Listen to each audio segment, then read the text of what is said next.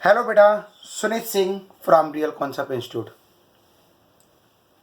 बेटा आज मैं आपको बात कर रहा हूँ एक्सरसाइज 5.2। 5.2 इसलिए बोल रहा हूँ क्योंकि ये टॉपिक 11th क्लास में भी है, यानी 11th क्लास में 5.2 एक्सरसाइज है और बाकी अदर कोर्स में भी ये टॉपिक है। बच्चे, सबसे पहले मैं ये टॉपिक के बात कर रहा हूँ मॉडुलस, आर्गुमेंट और पोलर फॉर्म, यानी कॉम्प्लेक्स नंबर की सेकंड वीडियो है ये, जिसके अंदर मैं आपको एक्सप्लेन करूंगा कि किस अकॉर्डिंग से हम मॉडुलस फाइंड करेंगे। मॉडुलस को हम डिनोट करते हैं आर से या फिर इस मॉड। मॉड का मतलब भी मॉडुलस होता है। मॉडुलस को दो फॉर्म में डिनोट किया जाता है, एक तो आर के नाम से डिनोट करते हैं, चाहे बड़ा आर डिनोट कर लो या छोटा आर, या फिर मॉडुलस को इस मॉड के नाम पे भी डिनोट किया जाता है। एक होता है आर्गुमेंट। आर्गुमेंट का मतलब होता है बेटा थीटा।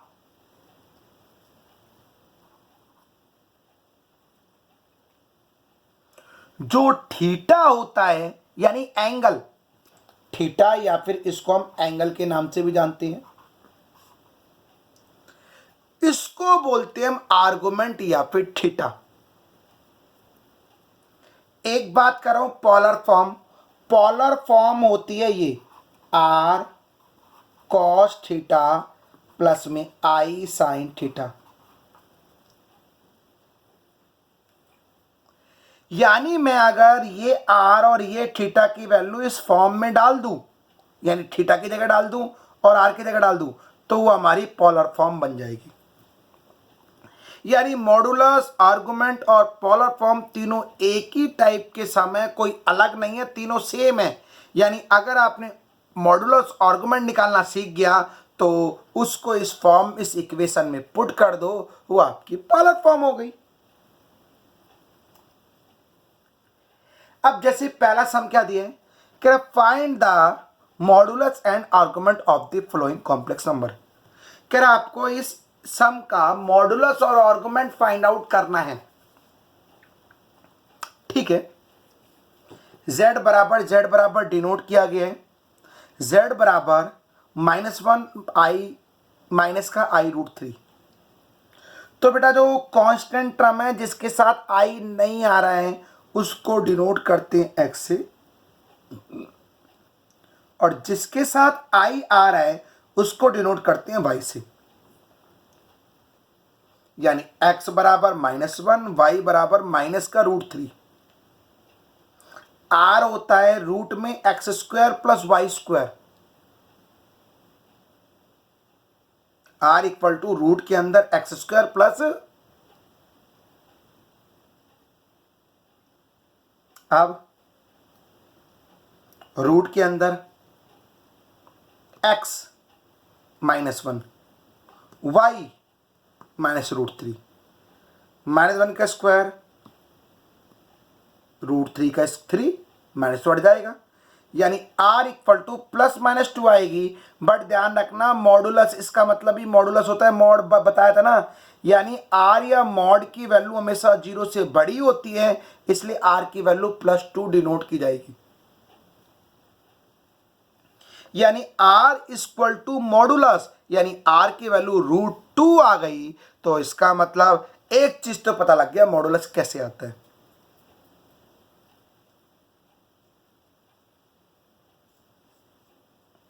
सेम, अब आर्गुमेंट निकालने के लिए फॉर्मूला पुट होता है tan theta equal to y/x।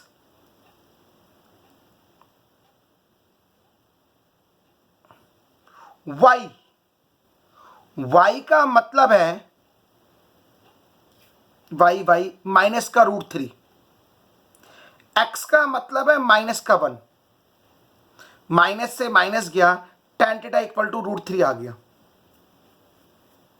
अब बेटा आपको एक चीज और बता दूं, √3 10 में किसकी वैल्यू होती है?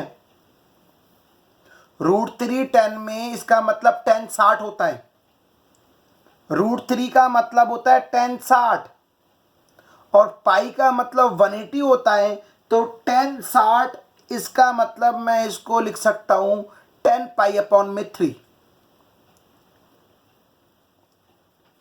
यानी मैं इसको यूं भी लिख सकता हूं 10π/3।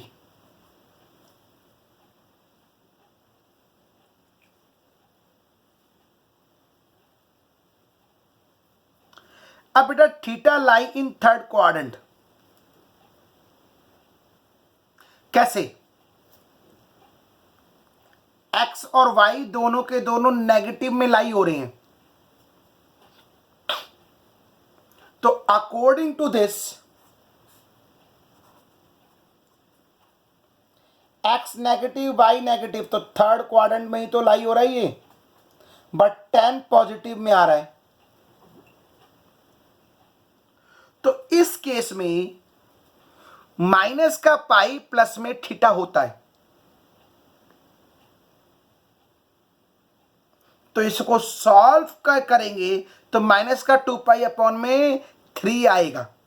थीटा की वैल्यू 10 से 10 कट जाएगा, थीटा की वैल्यू π/3 आएगी, but theta lie in third quadrant, इसलिए ऐसा किया गया है। या फिर बेटा मैं आपको इसके लिए एक शॉर्टकट पैटर्न बताता हूं जो मैंने खुद निकाला है, आपके लिए बेस्ट है मेथड। ध्यान सुनो, 4 रूल याद रखने हैं बस, छोटे छोटे। पहला, अगर कभी भी माइनस वाई के साथ आए, एक्स के साथ प्लस आए, तो माइनस में ही थीटा आंसर आऊगा, कोई चेंज करने की जरूरत नहीं है। जो भी थीटा की वैल्यू आएगी उसे माइनस में ही आएगा, वो फाइनल आंसर वही आएगा। सेकंड केस, अगर कभी दोनों वैल्यू प्लस में आए तो भी चेंज करने की कोई जरूरत नहीं है, आंसर प्लस में थीटा में आएगा। थर्ड केस, अगर माइनस कभी एक्स के साथ आए नीचे, तो पाई में से जो इसका थीटा आंसर आ रहा हो उसको माइनस कर दो, फिर आपका आंसर आएगा। और फोर्थ केस जो अभी अप्लाई किया था, देखो एक्स के साथ भी माइनस, वाई के साथ भी माइनस, तो हमें ग्राफ देखने की जरूरत ही नहीं है। अगर दोनों के साथ माइनस आ रहा हो तो थीटा की वैल्यू π/3 आ रही है ना, 10 से क्या 10, थीटा की वैल्यू π/3। तो इस केस में क्या होता है, माइनस का पाई प्लस में थीटा, माइनस का पाई प्लस में थीटा, सॉल्व कर दिया आंसर। यानी इस 4 रूल के अकॉर्डिंग आपको बार बार ग्राफ देखने की जरूरत नहीं है, चाहे समझ आना है ग्राफ, आप इस 4 रूल के अकॉर्डिंग डायरेक्ट एक बार में कर सकते हो। चलिए आगे सम पे आता हूं, और अच्छे से समझ आएगा आगे सम पे आऊंगा तो। कह रहा सेकंड सम में मुझे पोलर फॉर्म निकाल के दिखा रहा हूं मैं आपको। यानी पोलर फॉर्म निकालने के लिए मुझे मॉडुलस और आर्गुमेंट निकालना कंपलसरी है। तो सम ये दिया था, ये x हो गया, ये y हो गया। r = x² + y² रूट के अंदर x की वैल्यू डाल दी, y की वैल्यू डाल दी, r की वैल्यू 1 + 1 √2 आ गया। मॉडुलस की वैल्यू तो पता लग गई √2, मेन थीटा होता है, उसमें बच्चों को थोड़ी बहुत दिक्कत होती है। अब tan θ = y/x, अब tan θ = माइनस का 1 अपॉन 1, यानी tan θ = माइनस का 1 आ गया। अब 1 tan में किसकी वैल्यू होती है, 45, 45।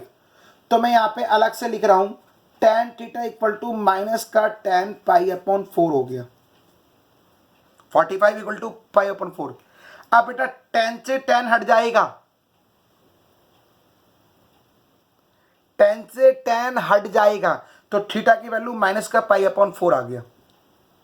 अब यहाँ पे चेंज नहीं किया हमने, देखा होगा क्यों, क्योंकि आप केवल रूल याद रखो, माइनस वाई के साथ आ रहे हैं, तो जो माइनस में ही थीटा आएगा वही फाइनल आंसर।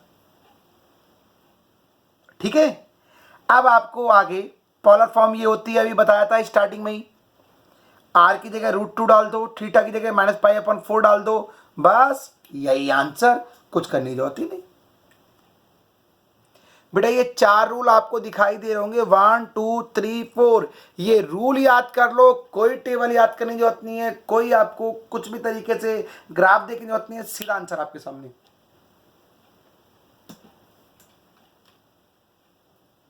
ठीक है बच्चे, आगे सम पे आता हूं मैं। थर्ड सम दिया चेंज इन पोलर फॉर्म,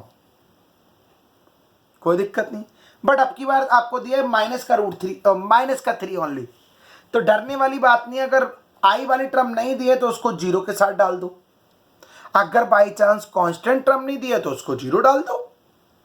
यानी आपको प्रॉपर एक रियल नंबर होना चाहिए और एक इमेजिनरी नंबर होना चाहिए, जो नंबर ना दिया उसको 0 के बराबर डिनोट कर लोगे।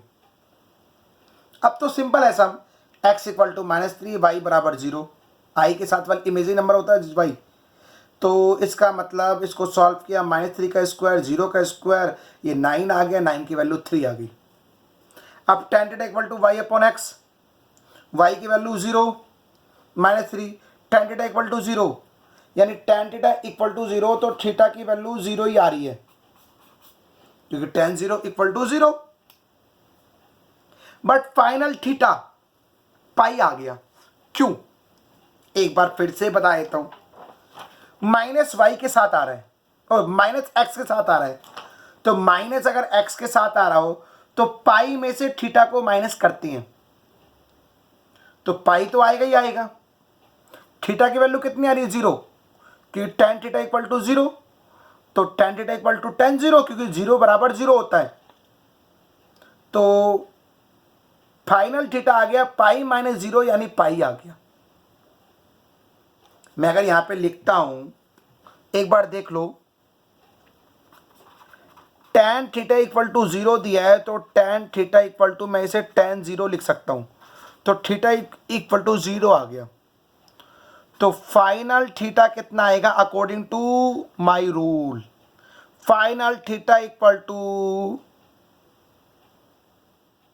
बताओ, पाई माइनस में कितना?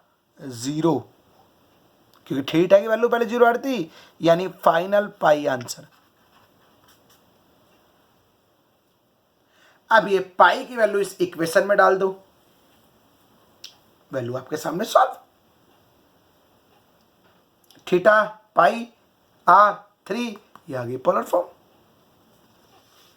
आगे एक चीज और ध्यान रखनी है कि बेटा यहां पे भी पोलर फॉर्म ही निकालनी है, बट अब की बार क्वेश्चन आपको इस फॉर्म में दिया है, तो बेटा आपको ध्यान रखना है, अगर कभी भी नॉर्मल फॉर्म में क्वेश्चन ना दिया हो तो आपको कुछ नहीं, सॉल्व वैसे ही करते हैं, बट उसको नॉर्मल फॉर्म कन्वर्ट करना कंपलसरी है। नॉर्मल फॉर्म का मतलब ये नहीं कि सिंपल लाइन में आ जाए, नॉर्मल फॉर्म का मतलब है कि डोमिनेटर वाली डिजिट में आई नहीं आना चाहिए। नॉर्मल फॉर्म का मतलब है उसको तब तक सॉल्व करना है, रेशनलाइज करना है, जब तक नीचे वाली डिजिट में आई ना हट जाए। नीचे वाली डिजिट में आई हट जाए तो आप आगे पोलर फॉर्म निकाल सकते हो, बट इसको तब तक सॉल्व करना है जब तक नीचे वाली डिजिट में आई हट ना जाए।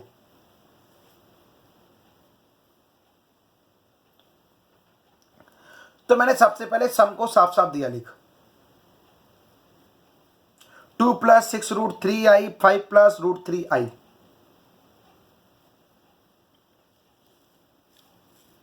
अब नीचे प्लस था, माइनस से इंटू कर दिया ऊपर नीचे,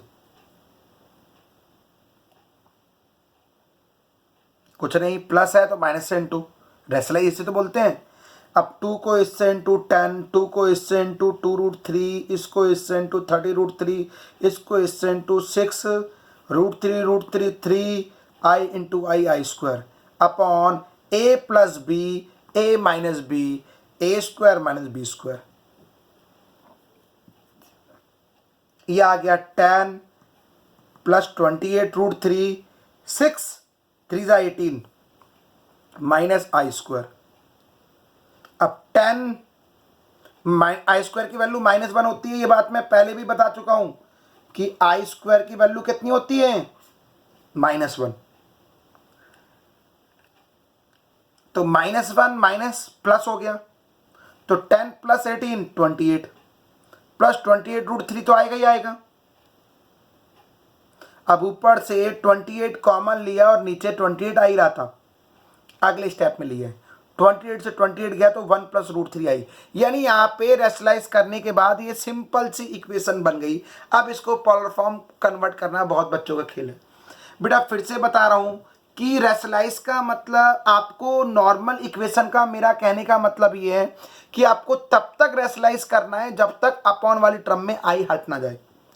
अब x की वैल्यू 1, y की value √3, r equal to x square plus y square 1 का स्क्वायर और √3 का स्क्वायर वही चीज़ है, यानी ये 1 + 3 √4 आ गया, √4 की value 2। Then tan theta equal to √3/1, यानी tan थीटा इक्वल टू √3 और √3 tan में π/3 होती है, tan 60 होता ही है, थीटा से थीटा गया। अब एक बार मेरा रूल फिर से ध्यान से सुनो, जो मैंने अभी लास्ट क्लास में आपको अभी लास्ट पेज में एक्सप्लेन किया था कि दोनों प्लस की आ रही हो तो जो थीटा आता है वही आंसर। देख लेना एक बार, वीडियो पीछे करके चाहे तो देख लेना कि लास्ट रूल मैंने एक्सप्लेन किया था कि थीटा के अंदर दोनों प्लस की आ रही हो अगर एक्स और वाई, तो जो थीटा है वही फाइनल आंसर, यानी थीटा की वैल्यू डाल दी और आर की वैल्यू डाल दी, ये पोलर फॉर्म बन गई आपके सामने। ठीक है बेटा, अब मैं अगले सम की तरफ आ रहा हूं जो मोस्ट इंपॉर्टेंट सम है।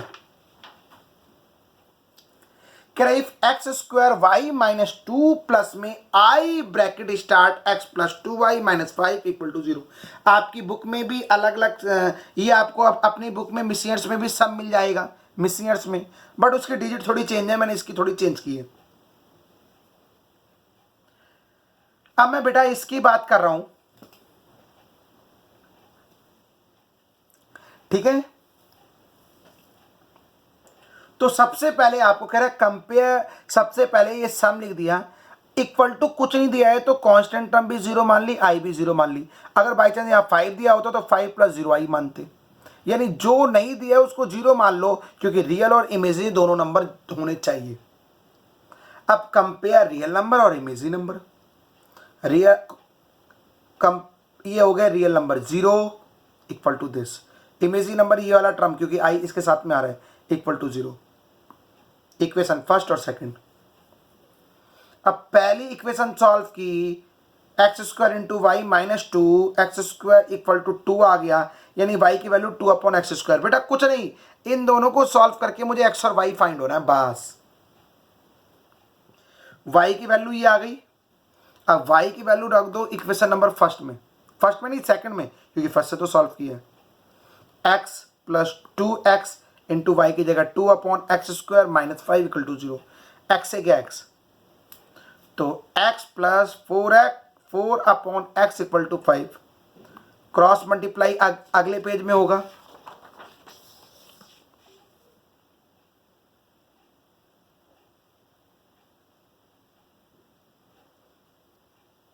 आप ये साइड चेंज कर दी, यहां आ गई। अब बेटा फैक्टर किया, -4 5 आए, प्लस करने पे माइनस का 5, -4 -1 +4, इन दोनों से लिया x कॉमन, इन दोनों से लिया -1 कॉमन, तो एक बार लिखा x - 1, एक बार x - 4 = 0, यानी x की वैल्यू एक तो आ गई 1 और एक कितनी आ गई 4। अब बेटा कुछ नहीं, एक बार x की जगह 1 डालो इक्वेशन नंबर थर्ड में, आप फर्स्ट में डाल दो, सेकंड में डाल दो, थर्ड में कहीं पे भी डाल सकते हो, तो y की वैल्यू आएगी, थर्ड इक्वेशन ये रही, सबसे आसान यही है, तभी मैंने थर्ड में पुट की है 2/x²। देख लो फिर से बेटा ध्यान से, 2/x², तो मैंने x की जगह डाला 1, तो y की वैल्यू कितनी आ गई 2, बॉक्स में बंद कर दिया अलग कलर में, पुट किया x = 4, 2/x² थी ना, 2/16, 1/8, y की वैल्यू 1/8। यानी बेटा मैंने आपको एक्सप्लेन कर दिया पोलर फॉर्म और मॉडुलस आर्गुमेंट किस तरीके से फाइंड करते हैं। ठीक है बेटा, बाकी मैं लाइव क्लास में आता रहता हूं और लाइव क्लास में आके मेरे बच्चे आपके डाउट क्लियर कर दूंगा। ठीक है मेरे बच्चे, Sunit Singh from real concept institute. Thank you बेटा, थैंक यू वेरी मच।